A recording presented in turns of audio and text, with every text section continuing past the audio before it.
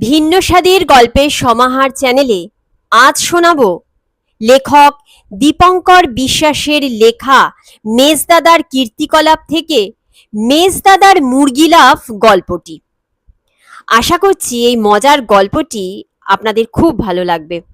গল্প পাঠ ভালো লাগলে গল্পের শেষে একটা লাইক করে দেবেন, চ্যানেলটিকে সাবস্ক্রাইব করে আমার পাশে থাকবেন। তো চলুন শুরু করা যাক আজকের গল্প, মেজদাদার মুরগি লাভ। ভুলো মামা মানে মায়ের ভুলো ভাই থাকে আমেরিকায়। আমেরিকা থেকে প্রত্যেক বছর মামাবাড়ির গ্রামে যাতায়াতের পথে ভুলো মামা আমাদের বাড়িতে কদিন কাটায়। ভুলো মামার আসলে একটা বেশ গাল ভারী নাম, আর কেমিস্ট্রির প্রচুর ডিগ্রি টিগ্রি আছে। বেশি ভুলে ভুলেই ভুলো মামা হয়েছে। নিজের কাজের ব্যাপারে ভুলো মামার ঠিকে ভুলটি পাবে না, কিন্তু কেমিস্ট্রির ফর্মুলা টর্মুলা ভাবতে গিয়ে ভুলো মামা এমন সব ভুল করে যে অন্য লোকের প্রাণান্ত। ভুলো মামা এলেই আমরা যে যার দাঁত মাজার বুরুষ সামলাই। রোজ অন্য কারুর ব্রাশে দাঁত মাজবেই ভুলো মামা। তারপর দোকানে গিয়ে হয়তো পাশের লোকের নাক চুলকে দিয়ে এক হট্টগোল পাকাবে। তারপর এক হাত জিভ কাটবে। ইস, ভুল হলো বুঝি? সত্যি আগে বলবি তো, কিছু মনে করেনি তো? আমরা কিন্তু ভুলেও কিছু মনে করি না। আমাদের জন্য ভুলো মামা ফি বছর যা সমস্ত তাক লাগানো প্রেজেন্ট আনে দেখলে মাথা ঘুরে যাবে। আরে বাবা, পেটে খেলে পিঠে একটু সইতে হবে তো নাকি? ভুলো মামা এবার এসে টিপ করে পেন নাম করতেই মা বলল, তাকের ওপর কালী ঠাকুরের পেশাদ আছে, নিজে খা আর অমুকে দে। ভুলো মামা পেশাদের ভাঁড় থেকে মুঠো বার করে সেজদাকে হাঁ করতে বলল। এই একটা আকার আর চন্দ্রবিন্দু লাগানো ব্যঞ্জন বর্ণ নিয়ে সেজদা তোতলায় না কখনো। খুব প্র্যাকটিস মতন সেজদা হাঁ করলো। সেজদার মুখে মুঠোটা খানিক উজাড় করে নিজের মুখে বাকিটা গুঁজে কেমিস্ট্রির ফর্মুলা ভাবতে ভাবতে বসতে যাচ্ছিল ভুলো মামা। হঠাৎ সেজদা বিষ বিষ বলে হিস হিস করে উঠল। মা চমকে উঠল। কি কি বিষ খেয়েছিস? কি সাংঘাতিক! না না, বিষ খেলে অত চেঁচাতে পারে না। আমি আর সেজদা এক ঘরে থাকি বলে সেজদার কথা আমি চট করে বুঝি। সকলকে বুঝিয়ে দিলাম, বিশাল পাতা মানে বিশাল শালপাতার সন্ধি ভুল করে সেজদার মুখে গুঁজে দিয়েছে ভুলো মামা। আমার কথা শেষ হবার আগেই ভুলো মামা, বাবা গো, এই ফর্মিকা অ্যাক্সিডেন্টালিস, আমার কি হবে গো, বলে আর্তনাদ করে মাটিতে বসে পড়ল। আর্তনাদ শুনে মেজদা দৌড়ে এলো। আমি মেজদার মুখের দিকে তাকালাম। মেজদা বলল, বুঝলি, ফরমাইকা মানে লাল পিঁপড়ে অ্যাক্সিডেন্টালি কামড়েছে ভুলো মামাকে, আর ভুলো মামাও অ্যাক্সিডেন্টালি কামড়েছে মুখের ভেতরের লাল পিঁপড়েকে। তাতে এত আর্তনাদের কি আছে কে জানে, মুখটা বড় জোর একটু ফুলবে। ভুলো মামা আর্তনাদে আর্তনাদে আমাদের বুঝিয়ে দিল যে ভয়ের যথেষ্ট কারণ আছে। ভুলো মামা কমাস ধরে একটা হোমিওপ্যাথিক ওষুধ জামিয়াইকি অক্সিডেন্টালিস খাচ্ছে। তাতে আর দাড়ি কামানোর ঝামেলায় যেতে হচ্ছে না। এক ডোজ ওষুধ খেলেই 2 দিনের হোক 4 দিনের হোক দাড়ি ফস করে গাল থেকে খসে পড়ছে। ফর্মিকা অ্যাক্সিডেন্টালিস হলো জামাইকা অক্সিডেন্টালিসের জম। কি যে দুর্ঘটনা ঘটবে কে জানে। হয়তো আরি ঠিক, হয়তো দাড়ি বগলে গজাবে। আহ, দাড়ি হয়তো বস্তা বস্তা গজাবে বলছে সেজদা। ভুলো মামা এলেই ঢাকনাটা যে কাঁঠালের মাছির মতন কি করে ঠিক জুটে যায় কে জানে। ভুলো মামা ঢাকনাদাকে শুধোলো, এবার নিশ্চয় ইংরাজিতে ভালো নম্বর হয়েছে, যে ট্রান্সলেশন গুলো গতবার করলি সেগুলো এসেছিল? ভুলো মামা, তোমার কাছে ট্রান্সলেশন করে ঢাকনাদা 13 পেয়েছে। ছি ছি ছি ছি ছি ছি, তোমরা এই বয়সে এত কুসংস্কারে ভোগো? 13 পেয়েছে বলে ভয়ে মরছো? আমি একবার স্রেফ 13-র জন্যই বেঁচে যাই। ওয়াশিংটন ডিসি যাবার কথা সকাল 8টার ফ্লাইটে। প্লেন টেক অফ করলো, তারপর ক্র্যাশ করলো। আমি বেঁচে গেলাম ওই 13-র জন্য। কি করে কি করে? আগের দিন ডিনারে এক বন্ধুর সঙ্গে বাজি রেখে 13টা ডিম খেয়েছিলাম। 13টা ডিমের ধাক্কায় আমি পুরো কাত। সে কথা যাক, এবার আমি ঠিক করে রেখেছি আমার সঙ্গে তোদের সকলকে নিয়ে যাব আমাদের বাড়ি, মানে তোদের মামার বাড়ি নওগাঁয়। সেই ছেলেবেলায় কবে গেছিস মজা করে আম জাম কাঁঠাল কলা খেয়ে? আর মু মু মু মু মু মু হ্যাঁ, মুড়ি ঘন্ট। মুড়ি ঘন্ট মুগের ডাল মূলত থাকবেই। মুরগি চলবে তো? ভুলো মামার মুখ হঠাৎই গম্ভীর হয়ে গেল। না, মুরগি চলবে না। পাঠা? কাকে কি বলছিস, গুরুজন না? আহ, পাঠাকেই পাঠা বলছি, পাঠা আবার কার গুরুজন? পাঠা চলবে কিনা জানতে চাইছি। না। তোমরা কি সব বৈষ্ণব হয়ে গেছো নাকি? ধপ করে বসে পড়লাম আমি মেজদার পাশে। না, তোমাদের মেজো দাদু ইনজাংশন দিয়েছে পাঠাতে, আর বড় দাদু ইনজাংশন দিয়েছে মুরগিতে। সে কি, দাদুরা আবার ইনজেকশন দেওয়া ধরলো কবে থেকে? মানুষকে দেওয়ার আগে কি মুরগি পাঠা টাটাদের ওপর হাত পাকাচ্ছে? ওটা ইনজেকশন নয়, ইনজাংশন। নিষেধাজ্ঞা মানে? বুঝেছি, ইনজাংশন যা জজে দেয়। হ্যাঁ, দাদুরা তো জজদেরই মতন, সাদা চুল, ইয়া মোটা চশমা, দিতেই পারে। ঠিক তাই, সেসব মর্মান্তিক ঘটনা। মেজো দাদুর গানের বাতিকের কথা তো জানোই। রোজ সকালে বাড়ির উঠোনে বসে যখন ভৈরবী গাইতো, তখন একটা পাঁঠা কোথা থেকে এসে জুটতো বাড়ির উঠোনে। তারপর সেজো দাদুর আর সঙ্গে ব্যা ব্যা ব্যা করে সুন্দর সুর মেলাতো। সেজো দাদু পাঁঠার সুরো জ্ঞান দেখে মুগ্ধ। ব্যা ব্যা ব্যাতে গান উঠতো ভীষণ জমে। সেজো দাদু খুশি হয়ে পাঁঠাকে খাওয়াতো কচি ঘাস আর রসগোল্লা। সেজো দাদু পাঁঠার নাম দিয়েছিল সুরেশ। একটু বাড়াবাড়ি হচ্ছে না ভুলো মামা? গান শুনে পাঁঠা? কেন কেন?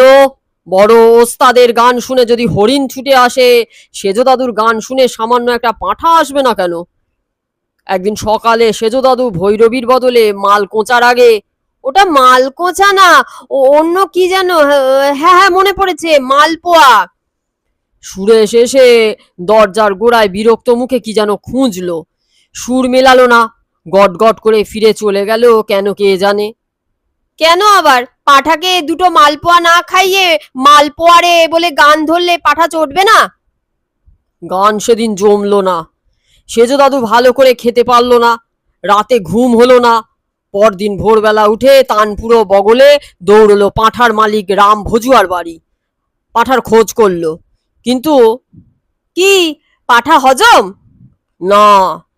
সুরেশ উদাস মনে ঘাস চিবোচ্ছে। চোখ দেখে বোঝা গেল পাঁঠার ভীষণ অভিমান হয়েছে। সেজো দাদু রসগোল্লা অফার করলো। সুরেশ ঘাড় নেড়ে আপত্তি জানালো। ভাবো একবার, পাঁঠা রিফিউজিং রসগোল্লা! হয় রাতে দুঃস্বপ্ন দেখছে, নয়তো আত্মহত্যার শপথ নিয়েছে। সেজো দাদু পাঁঠার সামনে বসে পড়ে ভৈরবী, মালপোয়া, আবুল ফজলি, ল্যাংরাই মধ্যম, সরু চাকলি, দরবারি কানাড়া, শুদ্ধ নিউমেনিয়া সব রাগ গাইল। নিউমোনিয়া রাগটা একটু বাড়াবাড়ি হলো না? একদম না, নিউমোনিয়াটাই আদি রাগ। ওতেই সব থেকে বেশি গলা কাঁপাতে হয়। সেজো দাদু ঝাড়া 1 ঘন্টা সুরেশের মান ভাঙানোর চেষ্টার পর উঠল ক্ষেপে। হতভাগা বেআক্কেলে পাঁঠা বলে তানপুরোর একটা বাড়ি বসিয়ে দিল পাঁঠার মাথায়। তানপুরো খান খান হলো। সেজো দাদু ফিরে চলল বাড়ির দিকে। শ্রাবণ মাসের মেঘলা আকাশ, ঘোষেদের পুকুর পাড় দিয়ে ভাঙা তানপুরোর ডাঁটি কাঁধে ফেলে গজরাতে গজরাতে ফিরছে সেজো দাদু। হঠাৎ পেছন থেকে যেন কামানের গোলা এসে লাগলো।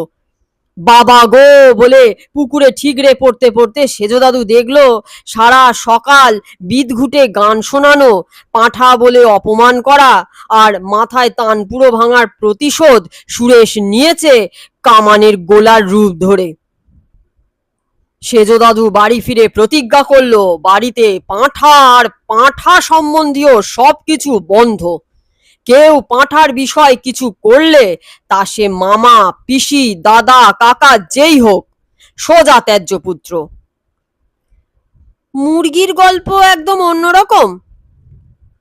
হ্যাঁ, একদিন মামা বাড়িতে এক সন্ন্যাসী এসে দাঁড়ালো, বোম ফটাফট বলে। সন্ন্যাসীর হাতে একগোছা গুপ্তধনের নকশা। বড় দাদু তো জানিস সেই ছেলেবেলার থেকেই খুব গুপ্তধনের শখ। গুপ্তধনের ওপর হেন বই নেই যা পড়েনি। দেখেই চিনতে পারলো সাধুর হাত গুপ্তধনে ভর্তি। সাধুকে বড় দাদু চুপি চুপি একটু সাইডে টেনে নিয়ে গেল।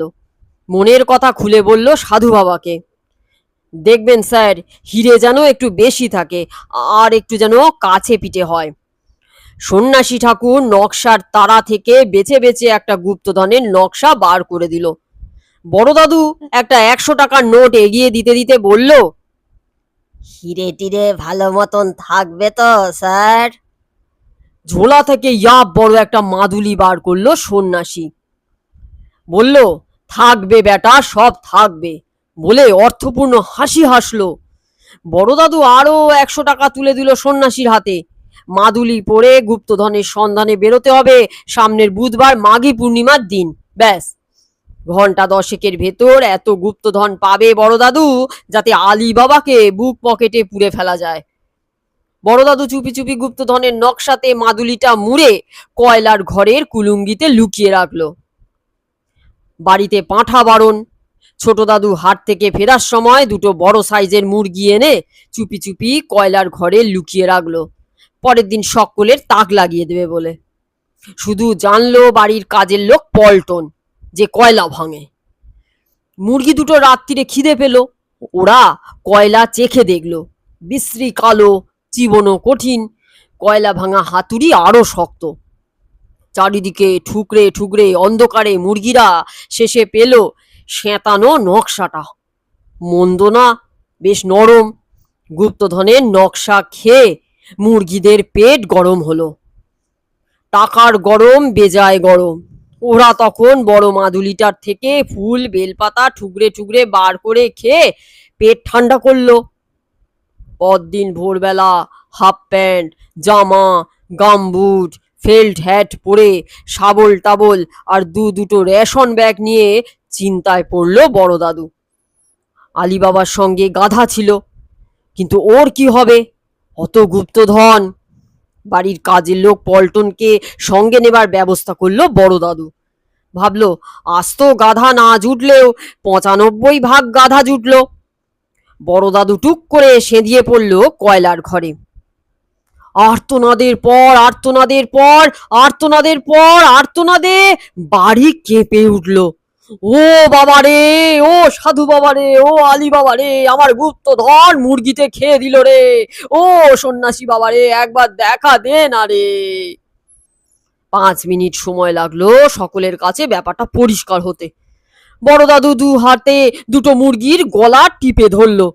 ছোট দাদু এগোলেন না, ভাবলেন গলা টিপে মারলে ক্ষতি নেই। বড় দাদু কিন্তু হতভাগা গুপ্তধন খেকো বলে গাল দিতে দিতে দুটো মুরগিকে নিজের বাড়ির চৌহদ্দির বাঁশের বেড়া টপকে ভলিবলের মতন ছুঁড়ে দিল ওই ঝরুনদের বাড়িতে। একটা মুরগি আছড়ে গিয়ে পড়লো ইতু পিসির গায়ে। ইতু পিসি তো চিৎকার করে উঠলো, আজ পূর্ণিমের দিনে বুড়োটা আমার গায়ে মুরগি ছুঁড়ে মারলে। ও ঝাড়ুন ঝাড়ুন বারুন নড়ুন, তোরা নিজের চোখে দেখে যা। ও গো, আমার কি হবে গো ঠাকুর। ঝাড়ুন বারুন আর নড়ুন দৌড়ে এলো। চুপ করো পিসি, খাসা কালিয়া হবে। কিন্তু ঝাড়ুনদের বাবা হরিপদবাবু এসে বলল, পয়মন্ত মুরগি, গুপ্তধন খেয়েছে, ও আমি মারতে দেব না, পুষবো। ওরা ডিম দেবে খেও, কিন্তু ওদের বা ওদের বাচ্চা খেতে দেব না। আমাদের এদিকে বড় দাদু ইনজাংশন জারি করে দিল, আজ থেকে এ বাড়িতে মুরগি সম্বন্ধীয় সব ব্যান্ড মানে বন্ধ, নইলে সোজা ত্যায্য পুত্র। সেই থেকে আমাদের বাড়িতে মাংস বারণ। নরুনদের বাড়িতে মুরগি বেড়ে কম করে 8-10 জন হয়েছে, প্রায় ডিম দেয় ভোরবেলা। কো কো করে সবাইকে ডেকে ডিম দেখায়, তারপর মুরগিগুলোকে ছেড়ে দেয় ওরা। বেড়ায় ফাঁক দিয়ে আমাদের বাগানে ওরা ঘুরে বেড়ায়, ফুলের চারা নষ্ট করে। বিকেলে আবার ফিরে যায় মুরগিরা, সকালে ডিম পাড়ার তোড়জোড় করে। তোমরা মুরগি ধরো না? ধরবো কি করবো, আর বাড়িতে রান্না করলে ত্যায্য পুত্র, আর মুরগি ধরা তেমন মজার বা সহজ না। মুরগি ধরার আবার আছে কি? চল না, গিয়েই দেখতে পাবি। মামা বাড়ি পৌঁছতে আমাদের বেলা 10টা বেজে গেল। সেই ছেলেবেলায় কবে এসেছিলাম। মেজদা, সেজদা, ঢাকনাদা, গণেশ, ছকু আর আমাকে আবার নতুন করে চিনতে হলো মামার বাড়ি। বেশ বড় দোতলা বাড়ির সামনে বড় বাঁধানো উঠোন, চারপাশ ঘিরে মাঝারি সাইজের বাগান, আম, জাম, কাঁঠাল, নারকেল গাছ, তারপর বাঁশের বেড়া। ডান দিকে ঝাড়ুন বারুন নরুনদের বাড়ি, খাসা ছেলে ওরা, একদম আমাদেরই বয়সী। ওদের যিনি নাম রেখেছেন তার রসজ্ঞান আছে বলতে হবে। ঝাড়ুনকে দেখলে মনে হয় একবার ঝেড়ে নিলে ভালো হতো। নরুনের বসানো নরুনের মতন চেহারা, বারুনের চেহারাটা বিশাল। সেই প্রথম জানলাম যে হাতির আর এক নাম বারণ। ওটা মুখে মুখে বারুণ হয়েছে। বললাম, না, খাসা ছেলে, তিনজনেই প্রচুর খেতে পারে।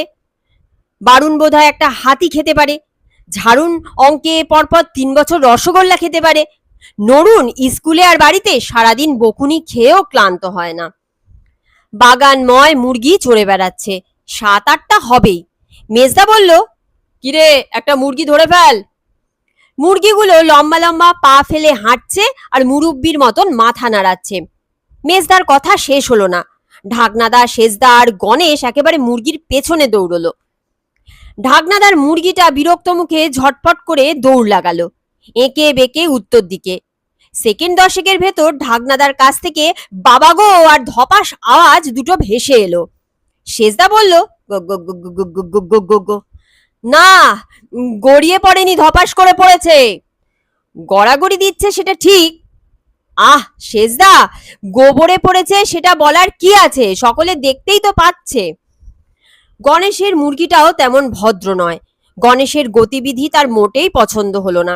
সে এক লাফে চড়ে বসলো একটা গাছে, একটু যেন নার্ভাস। গণেশ ইয়াং ফু বলে এক লাফে গাছের ওপরে আছড়ে পড়ল।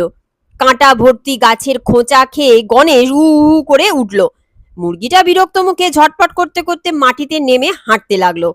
মেজদা বলল, খেয়াল করলি না, ওটা বাবলা গাছ। বাবলা তো ছেলেদের নাম হয়, গাছের নাম হয় বুঝি? সেজদা খোলসা করার প্রয়াস নিল। বাবলা, তা বলতে পারো, বাবারা বাবলা গাছের মতনই হয়, চড় গাঁটটা কানমোলার কাঁটা ফুটিয়ে দেয় কাছে গেলেই। আহ, গাছটা হয়তো বাবলার পোঁতা। স্বল্পক্ষণ মুরগিদের সঙ্গে মিশেই বোঝা গেল যে মুরগি ধরা খুব সহজ কাজ নয়। মুরগি ধরাকে সরাগ জ্ঞান করা ঠিক না। হঠাৎ আমরা খেয়াল করলাম বেড়ার ওপারে ঝাড়ুন বারুন আর নরুন হেসে কুটিপাটি খাচ্ছে। কিরে, মুরগি ধরতে পারলি না? দেখবি? ঝাড়ুন বলল, এই দেখ কি করে আমি ধরছি, আয় তো রে আমার গোলাপ। একটা মুরগি কোক কোক করতে করতে ঝাড়ুনের কোলে চড়ে পড়ল। আয় তো রে আমার বেলা চামেলি খুকু। সব মুরগিগুলো কোক কোক করতে লাগলো ঝাড়ুন বারুন আর নরুনের চারপাশে। ঢাকনাদার আমি বলেই ফেললাম, মুরগিগুলো তোদের ভারী পোষ মানা, তোদের সব কথা শোনে। তার বলতে, তোরা রিকোয়েস্ট করলে আমাদের একদিন মুরগির কালিয়া খাওয়াতে রাজি হবে নিশ্চয়ই, একটু রিকোয়েস্ট কর না রে। 3 ভাই একসঙ্গে খেঁচিয়ে উঠল, অত আহ্লাদ না, তোদের বাগানে তো ঘুরে বেড়ায়, ধরে ধরে খা না। আমাদের মুরগি খাওয়া অত সস্তা না, ডিম বরং খেতে পারিস, তোদের বাগানে পারলেই খেয়ে নিবি। কাজের লোক পল্টন দা আমাদের কাছেই দাঁড়িয়েছিল, ভেঙচে উঠল, পারলেই খেয়ে নিবি হতভাগা, নিজেরা তো সকালবেলা সব ডিম পাড়িয়ে নিয়ে তবে আমাদের বেড়াটোপকে আসতে দিস। আজ অবধি একটাও হতচ্ছাড়া একটা ডিম পেড়েছে এ বাগানে? তিন ভাই হ্যাঁ হ্যাঁ করে হাসতে হাসতে বাড়ি ঢুকে পড়লো। মেজদার আর আমাদের মুখগুলো থমথম করছে। মেজদা বলল, ওদের মুরগি আমরা খাবই, বাড়িতে খাওয়া যাবে না, বাড়ির বাইরে খাবো। মেজদার কণ্ঠে দৃঢ় সংকল্প ফুটে উঠল। আমরাও প্রতিজ্ঞাবদ্ধ হলাম যে করেই হোক মুরগি ধরে খেতেই হবে। নরুনদের ওই চিরবিরে হ্যাঁ হ্যাঁ হাসি কান্নায় পরিণত করতেই হবে। ভীষণ খিদে পাচ্ছিল। আমরা ছুটলাম পুকুরে চান করতে। সন্ধেবেলার গম্ভীর আলোচনায় বসে গেলাম আমরা ছজন। মুরগি ধরার আলোচনার গভীরতা বাড়াতে সঙ্গে জুটল তেলে ভাজা মুড়ি। সকলের মুখে চিন্তা আর অপমানের ছায়া। অনেক জল্পনা কল্পনা তর্কাতর্কির পর ঠিক হলো যে সকলে একসঙ্গে মুরগি ধরতে নামলে হট্টগোল হবে, কাজ হবে না। আমরা তিনটে দল তৈরি করলাম। ১. ঢাকনাদা আর গণেশ। ২. সেজদা আর ছকু। ৩. মেজদা আর আমি। এক একটা গ্রুপ এক এক দিন চেষ্টা করবে। ছকু বছরখানেক আগেও পাকা চোর ছিল, এখন আমাদের বাড়িতেই থাকে, আমাদের বন্ধু হয়ে গেছে। ছকু একটু ইতস্তত করে বলল, অত ঝামেলার কি আছে মেজদা, রাতের বেলা আমি বেড়া টপকে যাব একটা থলি নিয়ে। মেজদা থামিয়ে দিল ছকুকে। না, ওসব ফাউল প্লে চলবে না, চুরি নট অ্যালাউড। দিনের বেলা সকলের চোখের ওপর ড্যাং ড্যাং করে মুরগি ধরতে বা মারতে হবে। ভুলো মামা ঘরের এক কোণে বসে ঝিমোচ্ছিল, বলল, যে গ্রুপ মুরগি ধরবে সে গ্রুপকে আমি প্রাইজ দেব। ব্যাস, তিনটে আলাদা দল, 3 সেট আলাদা আলাপ আলোচনা ভাবনা চিন্তা শুরু হলো। মুরগি ধরতেই হবে, যে করেই হোক। সকলেই বুঝেছিল যে কুরুক্ষেত্র কাণ্ড একটা ঘটতে চলেছে। আমরা তিনটে গ্রুপ এখন পরস্পরের প্রতিদ্বন্দ্বী। কাল প্রথম দিন, ঢাকনাদা আর গণেশের পালা। গণেশ আর ঢাকনাদা কাঁধ বাঁকিয়ে স্বগতোক্তি করলো, মুরগি ধরে কাল প্রাইজটা তো আমরা পেয়েই যাব, অন্য বেচারারা সুযোগই পাবে না। মেজদার মুখের দিকে তাকালাম। মেজদার চোখ হাসছে। গণেশ আর ঢাকনাদা নিজেদের মতন বেরিয়ে পড়ল, কি জানি কিসের খোঁজে। শুক্রবার সকালে কুরুক্ষেত্র শুরু হলো। আমরা দর্শক বাড়ির রোয়াকে বসে পড়লাম।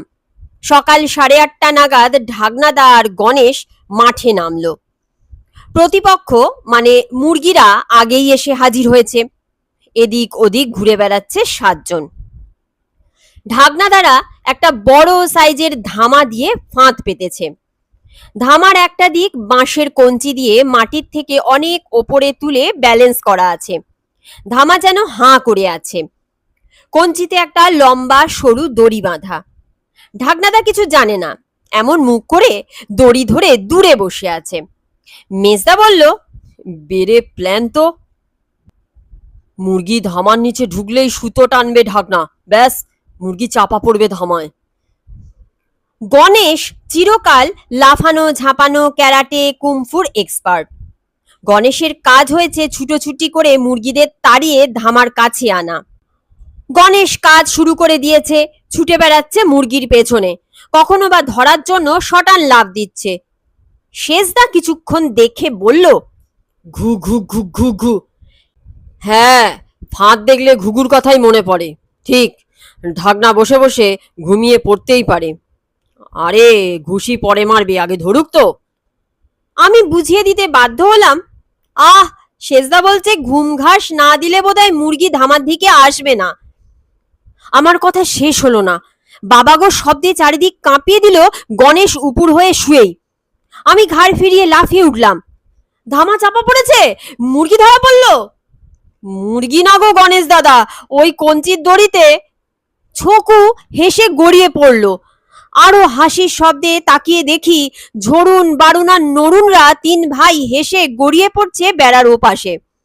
শত্রু পতনে মুরগিরা যে বেশ মজা পেয়েছে তা তারা কোকর কোঁ করে জানিয়ে দিল। ঢাকনাদার গণেশ একটু জিরিয়ে নিয়ে জায়গা পাল্টালে। ফাঁদের দড়ি ধরলো গণেশ আর ছুটোছুটি শুরু করলো ঢাকনাদা। ঢাকনাদার একটা গুণ আছে, ছুটতে শুরু করলে চট করে থামতে পারে না। ঢাকনাদা তবেরে ব্যাটা বলে একটাকে ভীষণ জোরে তাড়া করলো। পল্টনদাকে দেখে ব্রেক কষলো, কিন্তু থামতে পারল না। অব্যর্থ লক্ষ্য ঢাকনাদার। বাজার ফেরত পল্টনদার দু হাতের থলিতে যে অত জিনিস ছিল তা আমরা জানতে পারলাম শুধু ঢাকনাদার জন্যে। পল্টনদার আর্তনাদের সঙ্গে সব ছড়িয়ে পড়ল। গণেশদের ফাঁদটা এতক্ষণে কাজে দিল। কুড়িয়ে কুড়িয়ে সব জিনিসপত্র আনাজপাতি ধামায় ভরে বাড়ি পৌঁছে দিল ওরা। বাড়ির ডাকে লম্বা ব্রেক হয়ে গেল। 2 ঘন্টার মতন সময় গেল চান আর লাঞ্চে। খেতে বসেই বোঝা গেল গণেশ আর ঢাকনাদার মুরগি ধরার সব আশায় উবে গেছে। খাওয়ার পর মুরগি ধরার পালা কেমন ঝিমিয়ে পড়ল। পালা শেষ হলো বিকেলের মুখে, যখন মুরগিরা পাল গুটিয়ে ঝাড়ুনদের বাড়ি ফিরে গেল। ঢাকনাদার গণেশ মন খারাপ করে অন্যমনস্কভাবে রাতে অনেক বেশি খেয়ে ফেলল। পরের দিনের ঘটনা বলি অনেক সংক্ষিপ্ত।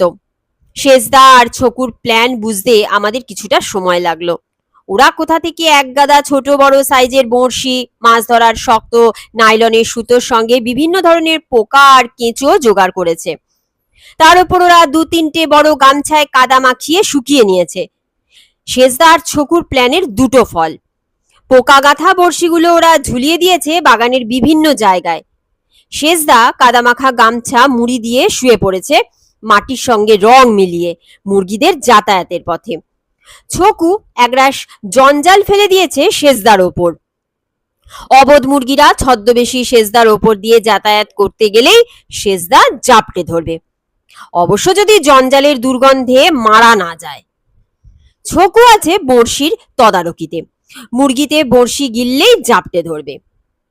হঠাৎ আমরা বেড়ার ওপারে ঝাড়ুনদের 3 ভাইকে দেখেই শঙ্কিত হলাম। 3 জনের হাতেই ঢিল।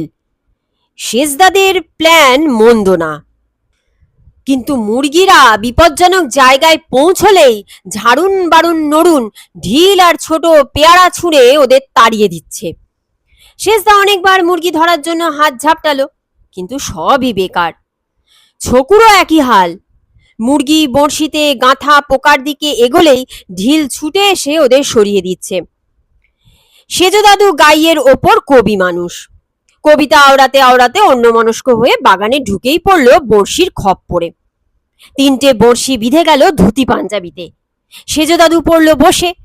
আমরা শঙ্কিত হয়ে কাছে যেতেই ধমকে উঠল, বিরক্ত করো না, দারুণ মিল পেয়ে গেছি, যে মিল আমি 1.5 বছর ধরে খুঁজছিলাম। নোট বই বার করে সেজো দাদু লিখল, মোদের পাড়ার মুরগিওলা পড়শি, তাদের ছেলে পড়ে এ বির পর সি, কি করে যে মিলাই কাব্য করি সিলাই, এই তো পেলাম খাসা মিঠে বড়শি। শেষদা হঠাৎ লা লা লা করে বিশাল হল্লা লাগিয়ে দিল। কি হলো, লা লা করে গান গাইছে নাকি? লাঠি চাইছে বোধহয়, নাকি ইংরেজিতে হাসতে চাইছে, মানে লাফটার। আমি ইমার্জেন্সিটা বুঝলাম। শেষদা লাফাতে চাইছে কিন্তু পারছে না। আমরা সকলে দৌড়ে গেলাম শেষদার কাছে। শেষদা লা লা থেকে বাবা বাবারে হয়ে একেবারে চুপ মেরে গেল। ঠিক যা ভেবেছি, শেষদাকে বাগে পেয়ে অজস্র পোকায় ছেঁকে ধরেছে। শেষদার নড়বার ক্ষমতা নেই। শেষদাকে আমরা তুলে দাঁড় করিয়ে দিলাম। শেষদা পুরো পাথরের স্ট্যাচু হয়ে গেছে, চোখ নড়ছে না। শেষদা হাত তুলে দিলে উঠেই থাকছে, ঘাড় বেঁকিয়ে দিলে বেঁকেই থাকছে। শেষদার জামা খুলেই আমরা স্তম্ভিত হয়ে গেলাম। শেষদার গায়ে কম করে 1000 রকম পোকা পিকনিক করছে। পিঁপড়ে, শুঁয়োপোকা, গুটি পোকা, জোঁক ছাড়াও যে এত রকমের পোকা হয় আমাদের আগে জানা ছিল না। আমরা হাই হাই করে উঠতেই ভুলো মামা বলল, বাহ, দারুণ! যাই, ক্যামেরা আনি, একটা ফটো তুলবো। একসঙ্গে এতগুলো জুওলজিক্যাল স্পেসিমেন আর কোথায় পাওয়া যাবে না। তার আগে শেষদাই তো ফটো হয়ে যাবে। আমরা সেজদাকে নিয়ে দৌড়ে বাড়ি ঢুকলাম। বড় দাদু আর সেজ দাদু বকুনি দেবার পর একজন ছুটলো ডাক্তার আনতে, আর একজন আমাদের সঙ্গে লেগে গেল সেজদার পরিচর্যায়। সেজদা আর ছকুর মুরগি ধরা লাঞ্চের আগেই খতম হলো। আমি আর মেজদা খেয়ে উঠেই বেরিয়ে পড়লাম। ফিরলাম সন্ধেবেলায় ব্যাগ হাতে। সকলকে জানিয়ে দিলাম যে আমরা একটা বড় পোল্ট্রি ফার্মে অনেকক্ষণ কাটিয়েছি। মেজদা পাঞ্জাবির পকেট থেকে চটি বইটা বার করলো, মুরগি বিষয়ক বিবিধ তথ্য। সবাই হুমড়ি খেয়ে পড়ছিল বইটার ওপর। মেজদা সকলকে থামিয়ে দিল। বাগানের আলো আঁধারিতে আড্ডা চলছিল। ঝাড়ুনরা বেড়ার ওপর থেকে হাসছিল। কিরে তোদের মুরগিরা আজও তো ফসকে গেল, হে রোজই ফসকে যাবে। আমি সকলকে জানিয়ে দিলাম যে মুরগির ওপর বইটা দারুণ, পড়ে তাক লেগে গেছে। মুরগি রোজ রোজ ফসকাবে না। আমি আর মেজদা বই নিয়ে বসে পড়লাম সেজ দাদুর ঘরের কোণে। পরদিন ভোর 6টার সময় মেজদা আর আমি বাগানে হইচই না করে পারলাম না। সত্যি বইটার দারুণ ইনফরমেশন। বারুণদের মুরগিরা 4-4টে ডিম পেড়েছে আমাদের বাগানে ঘাসের ভেতরে। গত 2-3 বছরে যারা একটাও ডিম পারেনি। আমি ডিমগুলো হাতে নিয়ে লাফাচ্ছিলাম। দারুণ টেকনিক মেজদা, দারুণ। বাড়ির থেকে সকলে দৌড়ে বেরিয়ে এলো। ঝাড়ুন বারুন আর নরুনও ছুটে এলো। সকলে ঘুরিয়ে ফিরিয়ে দেখলো পরিষ্কার নির্ভেজাল মুরগির ডিম। ঝাড়ুন বলল, কিন্তু বাড়িতে তো সকালে 7টা ডিম পেড়ে তবে এসেছে। মেজদা পকেট থেকে বইটা বার করে আরেকবার চোখ বুলিয়ে হাসলো। একদম ঠিক লিখেছে, দেখলি? এরা বছরের পর বছর রোজ মুরগি দেখে, কিন্তু কেউ জানেই না। আমি উঁকি মারলাম বইয়ের ভেতরে। হ্যাঁ, একেবারে ঠিক। মেজদা ঘোষণা করে দিল, আজকের দিনটা অশুভ, আমরা মুরগি ধরবো কাল। আমি হঠাৎ ঘাসের ওপর আর একটা ডিম পেলাম। 4টে নাও মেজদা, 5টা। বাড়িতে মুরগির ডিম রান্না হবে না। আমরা মোড়ের চায়ের দোকানে গেলাম। মেজদা ঝাড়ুনদেরও সঙ্গে নিল। ওরা এতই অবাক যে আগ্রহ বা আপত্তি কোনোটাই জানালো না। দোকানি ডিম সিদ্ধ করে দিল। ঝাড়ুন বারুন আর নরুন বাড়ি যেতেই চায় না। একে একে 3জনেই মেজদাকে আর আমাকে জিজ্ঞেস করলো মুরগিদের দিয়ে 2 নম্বর ডিমটা কি করে পাড়ালাম। মেজদা হাসলো। একটু শেখার আছে, পড়াশোনা করতে হবে। 2 নম্বর নয়, তেমন কপাল ভালো থাকলে বইয়ে লিখছে পরপর 3টে ডিমও দেয় ভালো মানুষ মুরগি। যেমন কিছু ভালো মানুষ গরু আছে না, যারা 20 লিটার দুধ দিয়ে দেয়, তেমন করুণ মুখ করে চাইলে। ঝাড়ুনরা 3 ভাই আমাদের খুব কাজ ঘেঁষে চাপার স্বরে জানালো ওদের খুব অভাব। বাবা বড় কিপটে। এই দ্বিতীয় ডিমটার কথা ওদের বাবা জানবে না। ওদের অভাব ঘুচবে।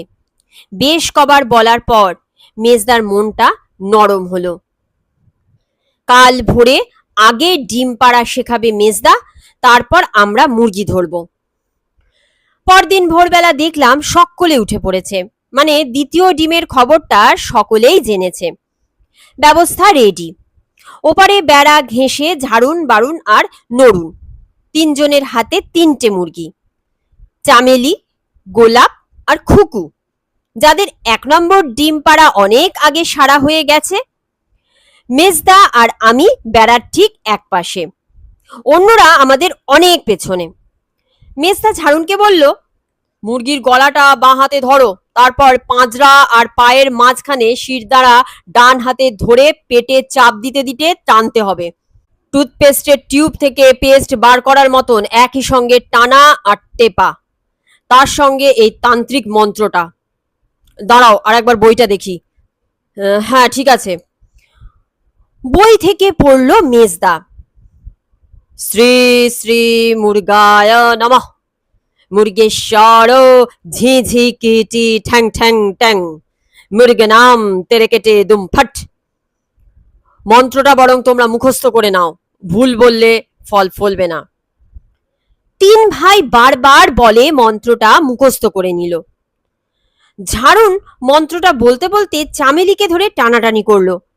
চামেলি একটা উঁক করে আওয়াজ করলো ঠিকই, কিন্তু ডিম পারলো না। মেজদা বলল, ঠিক হলো না, দে আমি দেখিয়ে দিচ্ছি। মেজদা চামেলিকে মাথা ওপরে পা নিচে করে ধরে মন্ত্রটা বলে মারলো হ্যাঁচকা টান। চামেলি ক্যাঁক করে উঠল। আমি লাফিয়ে উঠলাম, পেরেছে পেরেছে। ডিমটা তুললাম ঘাসের ওপর থেকে। সকলে হাঁ করে ডিমটা দেখলো। আমি ডিমটা ঘুরিয়ে দেখালাম সকলকে। বারুন আর নরুন বলল, বুঝে গেছি। খুকু আর গোলাপকে ধরে পেট টিপে মন্ত্র বলে নিয়েই হ্যাঁচকা টানের পর টান মারতে লাগলো। গোলাপ আর খুকু অনেকক্ষণ কোঁ কোঁ করে কেউ করে নেতিয়ে পড়লো একেবারে। মেজদা ইস করে উঠল, আগে শিখবি তো ব্যাপারটা, বোকা কোথাকার। মাথায় কি আছে, গোবর না গাধার ডিম? দেখিয়ে দিলেও বুঝিস না? মারলি তো মুরগি দুটোকে। সকলের সামনে মেজদার কথায় ভীষণ মানে লাগলো তিন ভাইয়ের। ঠিকই বুঝেছি, এবার যদি ডিম না পারে তো কি বলেছি। তিন ভাইয়ের হাতে তিনটে মুরগি। মন্তর বলা শেষ করে তিনজনে টানছে প্রাণপণ। ডিম না পারলে ছাড়বে না। মুখে আওয়াজ না থাকলেও বোঝা যাচ্ছে মনের ভেতর চলছে ওর ভিতরা হেইয়ো, ডিমের তরে হেইয়ো, 2 নম্বর হেইয়ো। বাইরে আমরা আর্তনাদ শুনছি, কো কো কো কো কেউ কেউ কেউ। হরিপদবাবু খবর পেয়ে দৌড়ে এলো। হতভাগা বলে তিনজনের গালে 3 থাপ্পড় কষিয়ে দিল। আমি মেজদাকে বললাম, ভুল বাংলা, তিনজনকে হতভাগারা বা হতভাগ্যগণ বলা উচিত। মেজদা আমার কথায় কান না দিয়ে ওদের 3 ভাইকে বলল, ঠিক বলেছে তোদের বাবা, কেন পারলি না বলতো, দেখিয়ে দিলাম তাও। ভুলো মামা দৌড়ে এসে মেজদাকে বলল, আহা হা হা হা, বুঝতে পারেনি, বয়স কম বেচারাদের। আহা হা হা হা হা, 5-5টা মুরগি। কিন্তু কথাটা তো সত্যি, ডিমগুলো মুরগির পেটে পরপর সাজানো থাকে। হরিবাবু খ্যাক করে উঠল, ভুলো তুই থাম, তোর পেট টিপে ডিম বার করব আমি। তা না হয় করো, কিন্তু অতগুলো মুরগি কি আর হবে, হতভাগারা গিলবেন। কিন্তু তোমার তো মোটে 4 জন খাবার লোক, বাকিরা ছোঁয় না। ওহ ও হো হো, তোমায় বলা হয়নি, তোমার জন্য একটা দারুণ আমেরিকান প্রেজেন্ট আছে, দেখলে তাক লেগে যাবে। প্রেজেন্টটা তোমায় দিতে যাব সন্ধেবেলা। হরিবাবুর চোখটা একেবারে চকচক করে উঠল। সত্যি 5টা মুরগি আর 4 জন মোটে খাবার লোক, ফ্রিজ থাকলে রেখে দিতাম। তা যখন নেই, আর তুমি যখন সন্ধেবেলায় আসবেই, তোমার সাঙ্গ পাঙ্গ বিচ্ছুদের সঙ্গে এনো, রাতে খেয়ে যাবে। ও হো হো হো, 5-5টা, হা হা বাবা গো। নিজেকে আর ধরে রাখতে পারলো না হরিবাবু। বাড়ির দিকে হাঁটতে হাঁটতে মেজদা ভুলো মামাকে বলল, প্রাইসের কথাটা মনে আছে তো? ভুলো মামা কেমিস্ট্রির ফর্মুলা ভাবতে ভাবতে বলল, আমি প্যান্টের ডান পকেটে শেষ সেদ্ধ ডিমটা এতক্ষণ চেপে ধরে রেখেছিলাম। পকেটের তলায় ফুটো, অন্যমনস্ক হলেই ডিমটা ফসকে পা বেয়ে গড়িয়ে মাটিতে পড়বে। এতক্ষণে ডিমটা বার করে খোসা ছাড়িয়ে মুখে দেবার ফুরসত পেলাম।